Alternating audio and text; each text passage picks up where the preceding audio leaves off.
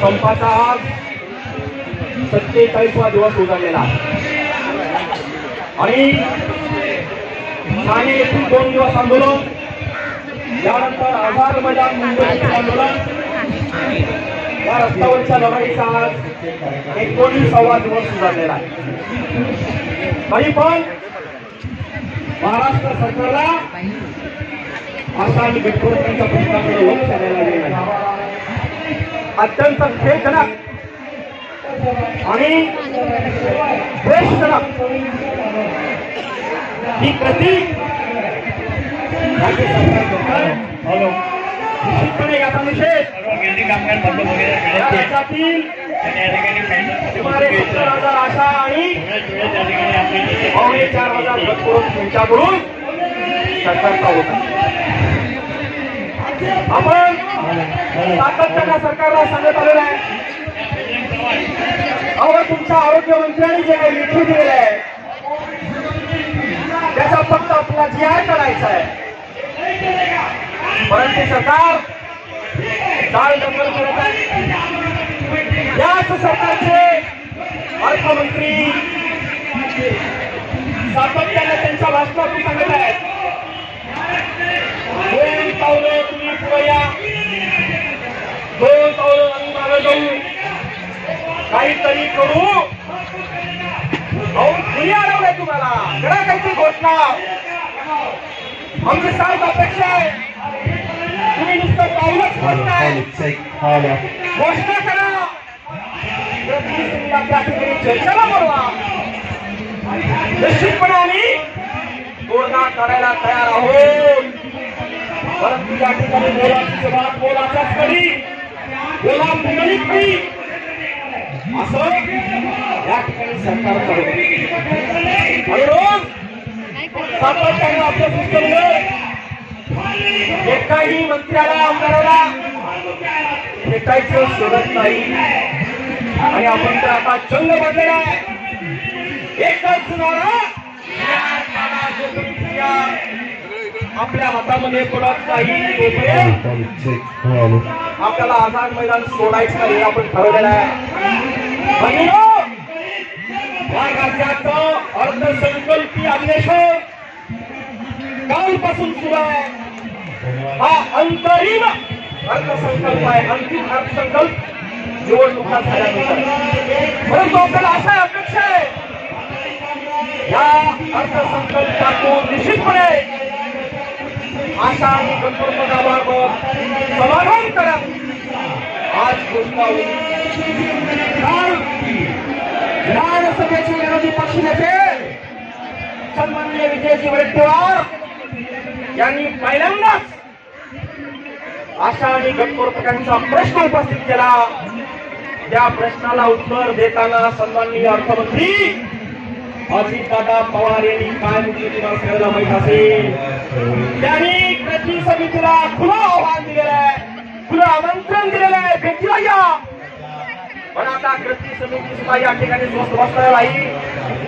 कृती समिती डिसिप्लिनला विनंती करणार आहे, तुम्ही या राज्याचे अर्थमंत्री अजितदादा पवार यांची कृती समितीची भेट करून द्या.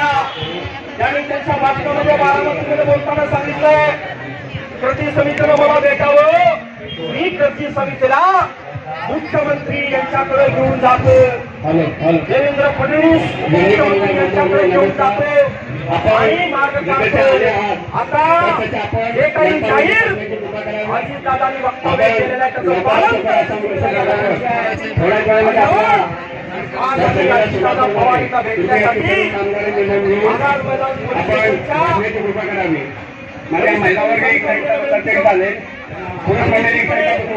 साधारणतः 3 वाजेपर्यंत कोणी घेऊ नका. आजचा जे काही अर्थसंकल्प अर्थमंत्री अजितदादा पवार सादर करणार आहे त्याच्यामधून आशा आणि गटपुरताला काय मिळतं, काय भूमिका करते हे निश्चितपणे आपल्याला माहित होईल. आपल्या सगळ्यांचे डोळे कान आजच्या अर्थसंकल्पाकडे लागून राहिलेले आहेत आणि म्हणून आपल्याला अशा अपेक्षा आहे या अर्थसंकल्पातून सर्वच कर्मचाऱ्यांना काहीतरी चांगली बातमी मिळेल, घोषणा होईल ही अपेक्षा नाही तर झाली तर मग आपल्याला आणखी तीव्र आंदोलन निश्चितपणे या ठिकाणी करावं लागेल आणि सरकारला सवकी करून सोडल्याशिवाय ही आमची आशा आणि गटपुरती वाढी मस्त बसणार नाही हे निश्चितपणे आपल्या सगळ्याला माहित आहे. आणि बंधूंनो आता पल्स पोलिओ लसीकरण 3 तारखेला येऊन घातलेला आहे. दबाव तुमच्यावर वाढत चाललेला आहे परंतु कसल्याही कुणाच्याही दबावाला बळी न पडता आपण सगळ्यांनी पल्स पोलिओ लसीकरण मोहिमेवर बहिष्कार घातलेला आहे. सरकारला कळू द्या त्यांनी कोविडमध्ये जीवाची पर्वा न करता कोविडवर मात करण्याचं काम त्यांनी केलं. त्यांची जर साथ या लसीकरणाला नाही मिळाली तर हे लसीकरण सुद्धा राज्य सरकार यशस्वी करू शकणार नाही.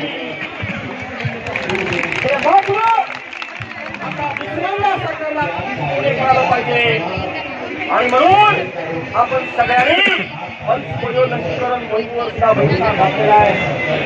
आपल्याला या राज्यातील लेकरांना वेठी धरायचं नाही, लहान लेकरांना वेठी धरायचं नाही परंतु ही सगळी जिम्मेदारी राज्य सरकारची आहे. राज्य सरकारला कळायला पाहिजे की आशा आणि गटपुरवठ्याचा स्वप्न लवकर मिटावा म्हणून त्यांच्या काही मागण्यांचा विचार तात्काळ करावा हे